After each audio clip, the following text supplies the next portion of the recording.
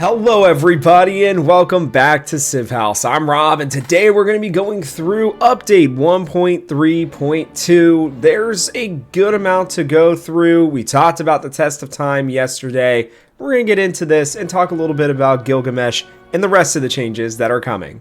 So I guess surprise to everybody, update 1.3.2 is rolling out now. So you guys will be able to do the download today. Whenever you watch this video, whenever the next time is that you guys get in on Civ 7, the newest update will be there, and that will include Gilgamesh, which I am very excited about, and this update should be pretty big. So we're going to read through just about everything as we do here at Civ House. Before we get any deeper, as always, make sure you guys like and subscribe so you don't miss out on any of the great Civilization content we have coming out here. Let's get into it. So yeah, like I said, it's coming out, it's rolling out on all platforms, and I apologize if you guys hear jingling or cat noises in the background. Our new young cat is very excitable and running around like crazy right now. But yeah, it's been a little while since our last update, a full year you might even say. While our update cadence has been a bit lighter recently, it's because the team is deep in the trenches on a major update we're calling Test of Time coming this spring. Again, we talked about that on the video yesterday. If you want to know more about Test of Time, go check that one out. We're currently heads down on some of the biggest systematic overhauls we've ever attempted, including a total rework of victories and the option to play as one Civ throughout every age. These are massive efforts, and we're taking the time to ensure they land exactly where they need to. You can read about all those long-term plans in our deep dive article that says here, but yeah, we don't have that there. You guys can go to the website for them. Okay, so then Gilgamesh is now available for free. They wanted to bring back a fan favorite to celebrate the 1-year anniversary. And yeah, let's take a quick look at these notes real quick. While we aim to maintain backwards compatibility, okay, that's the same thing as it normally is. Let's get into the spotlights here. So, Gilgamesh, your best friend and the king of Uruk. Gilgamesh makes his comeback to Civilization. This leader is free to play for all Civ 7 players with the 1.3.2 update as a thank you for all the support we've seen from players over the last year, along with a free anniversary profile, banner, and title. Now, I'm going to read what's going on here for Gilgamesh. I have a little bit more insight and stuff like that coming out in a different video. So make sure you guys give that a look. But quickly here. Gilgamesh is most effective. Wait, let me see if this is good too. In Civ 7, his emphasis is on endeavors to help him maximize their value with allies. If you're playing as Gilgamesh, make sure you form those alliances quickly, and if you're not, becoming his ally first may benefit you greatly. Very true. Gilgamesh is most effective when he invests in befriending one primary ally. Not only does entering a war while having one ally garner him additional war support, but his mementos rewards this one ally approach as well. Check out his kit below. He is diplomatic and militaristic. 100%. He gains war support when you have exactly one ally. When you defeat an enemy unit, you gain influence equal to a set percentage of its combat strength. All basic endeavors are unlocked. Endeavors with allies don't count against the limit of having one endeavor of a given type active at a time, and allies can support your endeavors for free. He's very cool. Like I said, I have some more in-depth thoughts in a separate video, but for right now, like, he really does look awesome. And then his agenda is ally of Enkidu. Increase relationship by a medium amount with leaders who have started or supported the most endeavors. Decrease relationship by a small amount with leaders in alliances with others. So he's promoting, interconnectivity between you and other civs. Or if you are him, then you're wanting to be with one civ specifically. All right, here's some screenshots of him as well. You can see the tools tips over here. And then, you can see him in the character select screen here, right next to Genghis Khan and another influence leader in Harriet Tubman, actually, which is interesting. Nested tooltips. So here's a big one, by the way. With update 1.3.2, we're adding the first pass of a new feature we're very excited about, nested tooltips. Nested tooltips are an upgrade to our current tooltips, allowing them to turn game terms into links that provide further information when inspected. Here's the deal. This is something that I love. One of my favorite things about Crusader Kings is they have these nested tooltips as well. It just allows you to connect everything a little bit easier so that you can be like, okay, well, why does this do this? What does this do? All that kind of stuff. Having these in here is going to just make remembering or learning or playing a different style, all of these kinds of things so much easier. Or if you just need a quick reminder, right? Like, these feel just so good, and it's something that I really think we needed more of, and I'm just glad that they're taking the time to do this. I know that's probably quite an undertaking, to say the least. Civ 7 is a deep game with lots of concepts that are new to the series, like warehouse bonuses and concepts that have been around for a long time, which we have often taken for granted, like wonders. Okay. With this update, geez, sorry guys, I've been under the weather if you can't tell. Okay, with this update, we're upgrading our tooltips so that concepts like warehouses or wonders can be inspected to get a new tooltip with a brief explanation of that concept. There's still more detailed information to be found in the Civilopedia, but these brief explainers are easier to access in the moment when you need a quick introduction or refresher on what exactly something does. Again, that is, I don't want to have to go to the Civilopedia. I like that it's there if I want to, but I don't want to have to when I'm in the middle of the game. Being able to nest information helps us make our tooltips more concise, and we've taken advantage of this opportunity to graphically refresh the affected tooltips. These two changes together should make the tooltips more readable and thus the game more understandable. We know that the game is more fun when it helps you understand things better, as we saw with the production list changes in 1.2.5, and we're committed to continuing to improve the UI to better support that. Good. I mean, that's kind of the stuff that we wanted, right? Was just UI changes that are just gonna make life a lot easier and better. So yeah, this is great. Quality of life changes, as they say.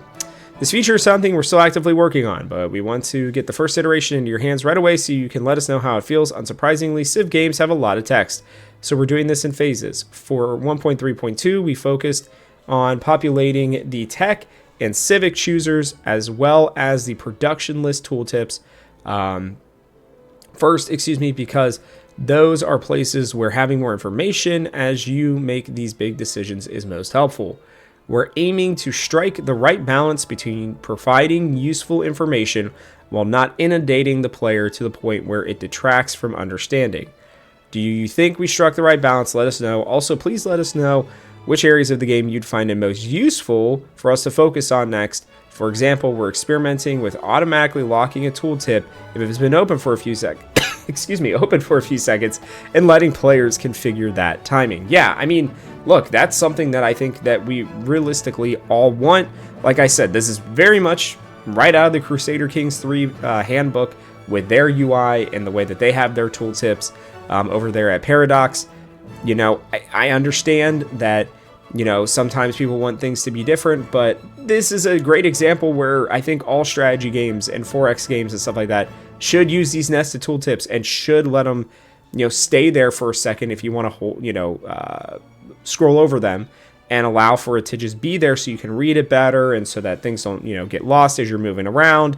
Like, this is just a very good quality of life. So yes, I will say, and you guys can let them know in the comments here as well, I'm going to say yes. Please make that specific thing here at the bottom, automatically locking after a few seconds, a thing. Would love that. And now we're here to the new Apeal lens, which, you know, if you've played former Civ games, this one was pretty common. I was, again, surprised that this didn't launch with the game, but it's probably not as big of a priority unless if you're just a huge happiness cultural player. But let's get into it here.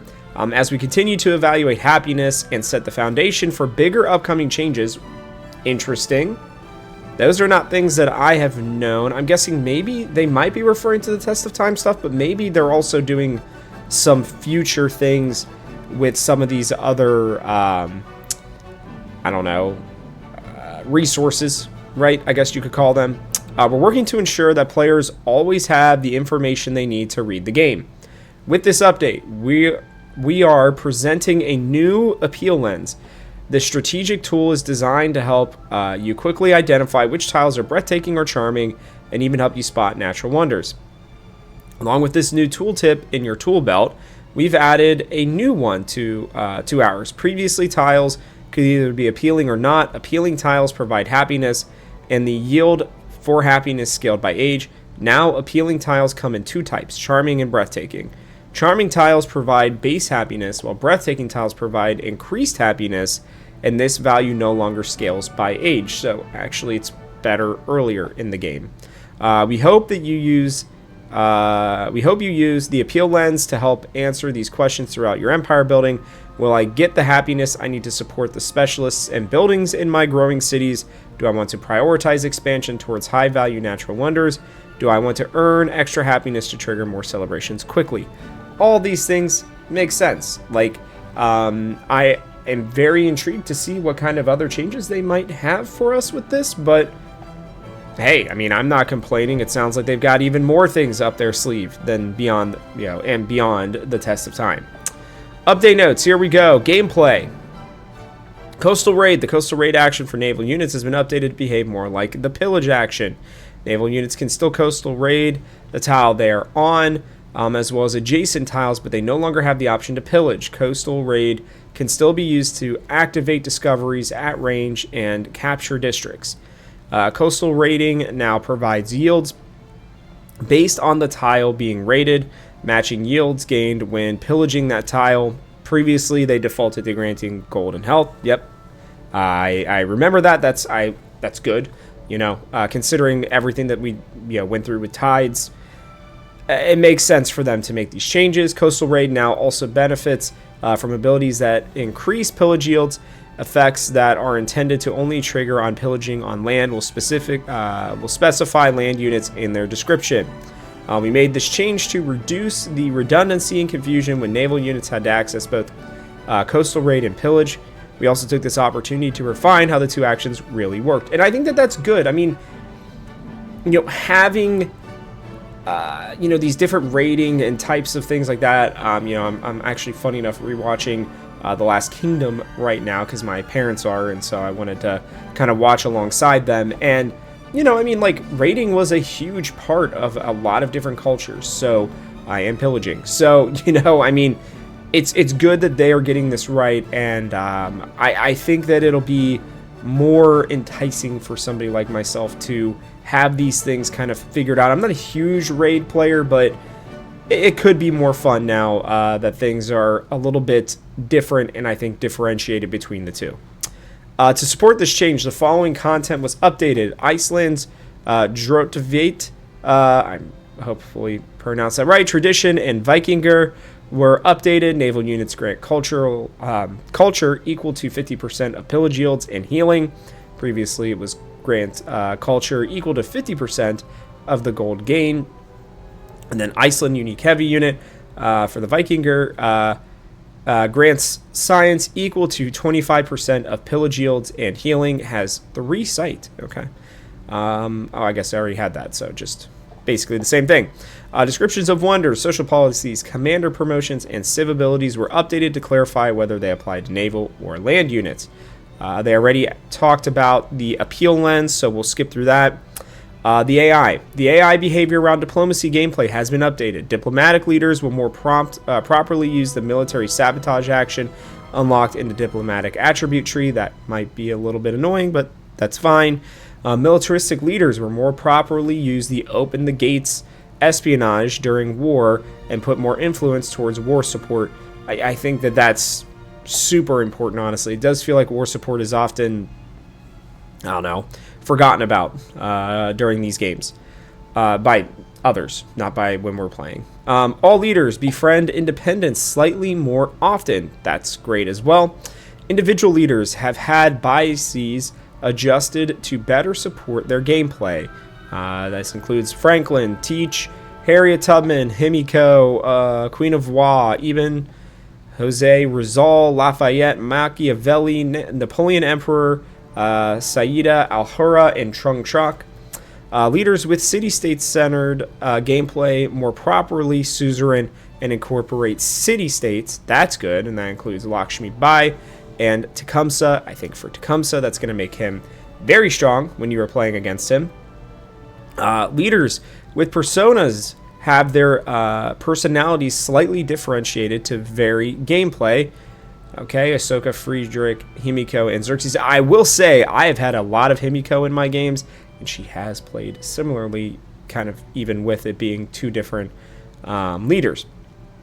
And then civs have had specific biases adjusted to better support their gameplay. This includes Greece, Shawnee, Siam, Tonga, Prussia, America, Great Britain, and Spain. So the whole gambit of all different ages. So very cool.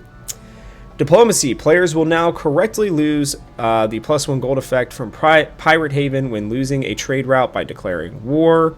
I had not personally noticed that, but that is good to know. Economy. Changed the rural district to just rule on various tooltips, effects, descriptions, and civilopedia. Okay, as a part of these changes, the effects of both Qajar's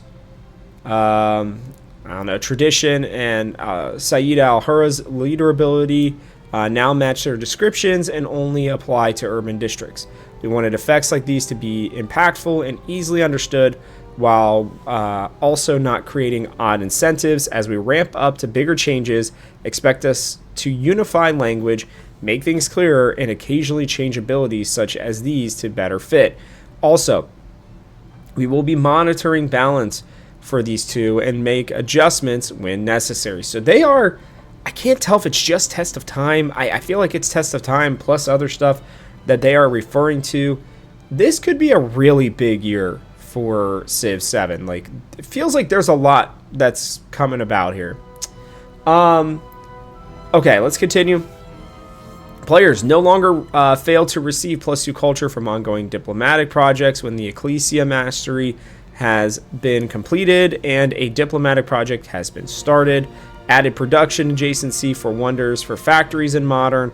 Riches of the Duat will no longer provide a 20% production bonus when constructing a wonder in a city not located in a desert terrain. The bonuses from the firaxis storylet are no longer given as a global yield when selected. The bonus now correctly applies only towards settlements that are following the player's religion. Still, religion doesn't feel great, but that's okay. Anju Vanam, unique building no longer fails to receive adjacency bonuses from coastal tiles when slotting the Shushei Kokubo tradition. Ageless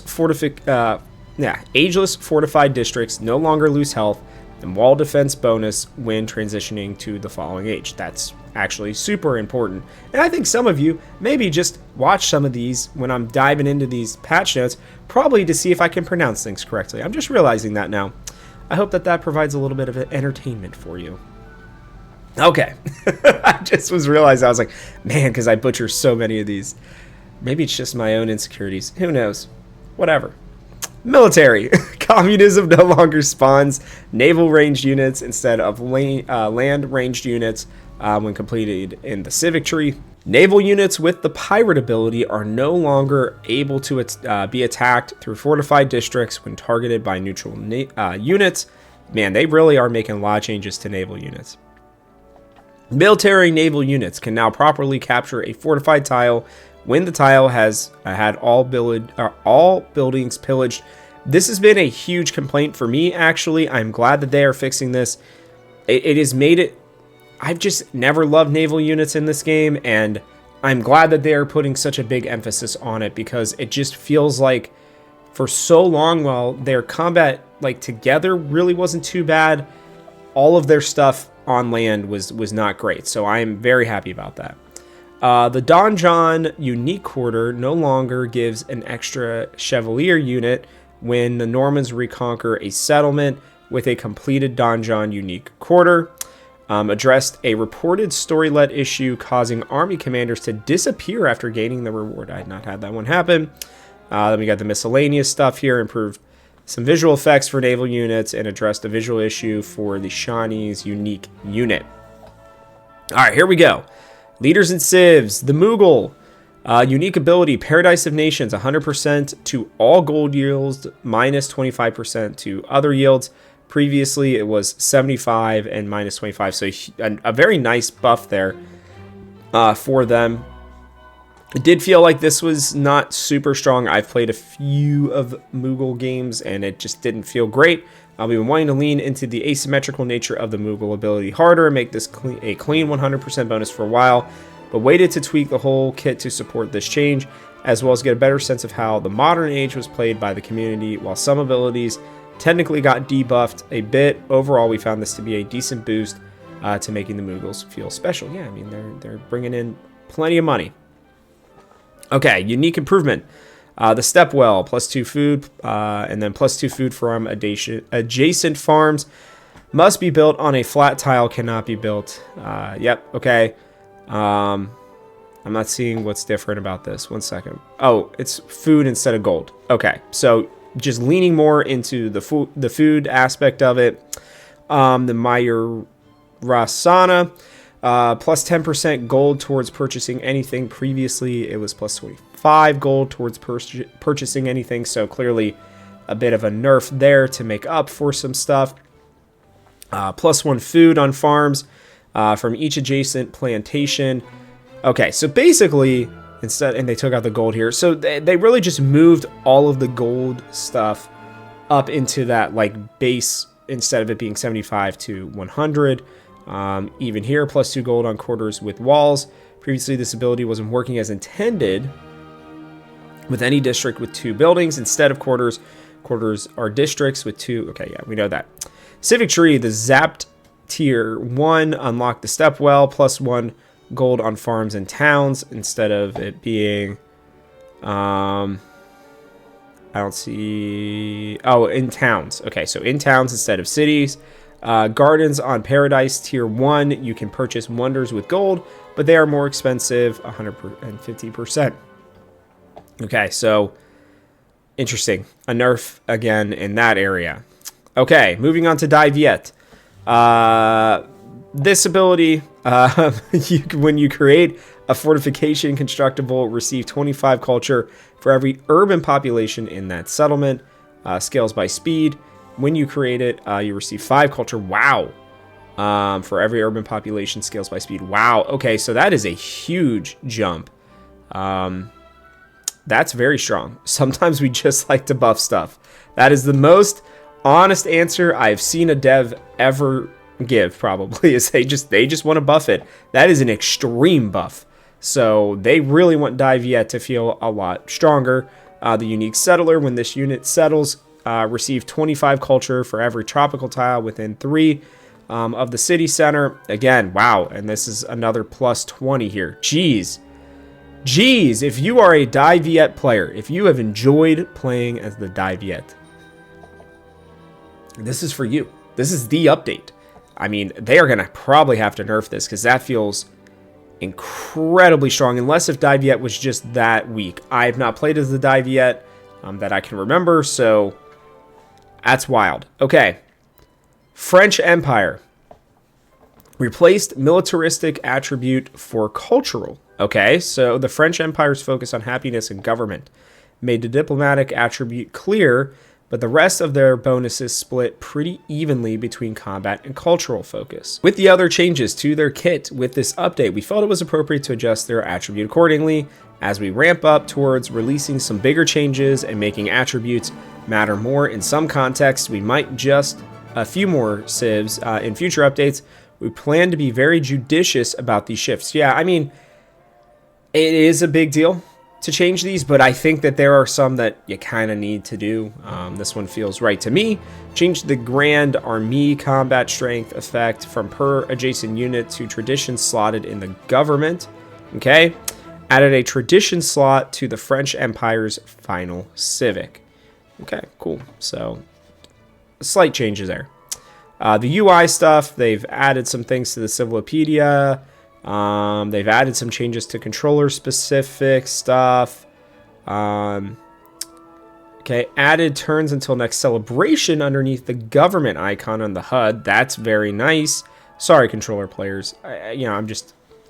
This isn't my area here, but I guess I'll be nice, okay? Multi-touch zoom and rotate gestures on the Steam Deck. Inconsistent highlighting. The cursor now moves properly to the available policy cards list. Okay, so just doing that quickly. A reported issue where the peace deal proposal could sometimes overlap with the other menus. That's good. And deleting or configuring this. Okay, well that's important. Losing the function after saving or loading a game is pretty annoying. Locked attribute nodes. Okay, player unlocks menu now correctly appears in the radial menu, and then a button. Yeah, I mean, they're still getting used to, I think, Civ, a game being this complicated and being on consoles. So, I love that. This is a good change. Added red outline around the unit flag of hostile city-states. Okay, that's good to know. Addressed reported issue where to inconsistent ordering in civic trees. I had not noticed that. The wonder quote for the World's Fair now properly appears. That's interesting. When I had not noticed that either. But when clicking your leader portrait while in the diplomacy menu, it will now open your diplomacy screen to the last open tab. District health bar is no longer missing when reloading a save with a destroyed district. That's a nice little bug fix here. Nothing too crazy. Added the tooltips, stuff that we had talked about, addressed improper triggers of narrative events, and then audio. Yeah, some good stuff here. Okay, look, the changes to the civs and the leaders, well, pretty much just civs here, pretty good. Again, the Moogle got a nice change, I think, a shift more than anything, and Dai Viet got buffed like crazy. They made some good changes to the Apeal and everything like that, coastal raids. But for the most part, I think the nested tooltips and Gilgamesh are the biggest parts of this patch notes, or of this patch specifically. Yeah, I mean, that's really about it. They're getting ready for Test of Time. So they are still giving us stuff, right? They are giving us Gilgamesh, which is awesome, for free, right? And then the nested tooltips, I think, are going to be... I think theoretically those could be game-changing. We'll have to see how you guys enjoy it. I know that I am going to love it quite a bit. I'm very happy with these changes. They are getting us set up for more and more as we get later on into the year. So we'll have to see when the next update is going to be. If I had to guess, I still think we'll get something maybe in March or early April. May even be late March, just depending on what else they have kind of working behind the scenes. We'll have to see what they're doing on the future workshop as well. A lot of different things going on for them, but I think they're all good. They're all moving. The momentum is going forward. The arrow is going up, in my opinion, on the graph. So I hope that you guys feel the same way. I am excited for Gilgamesh. I know I will probably be hopping into a game here this week.